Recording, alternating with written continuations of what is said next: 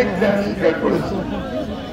আমাদের ছেলেরা, আমাদের ভাইয়েরা তারা বুকের তাজা রক্ত ঢেলে দিয়েছে, ঢেলে দিয়ে আজকে কাজী ফাঁসি রেখে দেশ থেকে তারা করে পার করে দিয়েছে, তাই না?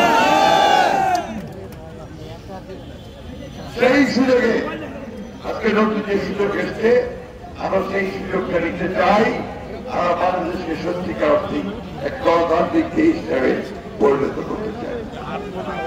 বন্ধুরা, আপনাদের সামনে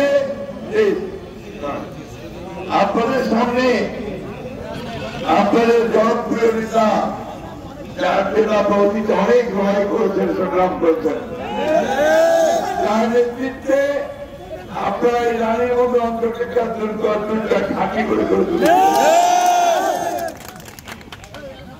আপনাকে এমপিও বানিয়েছেন, তাই না?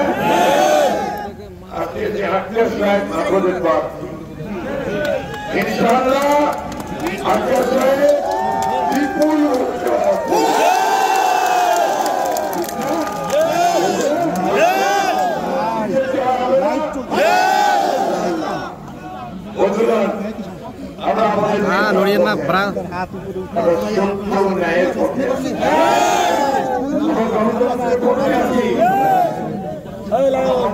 দমন করবার পথে আছি, তাই না?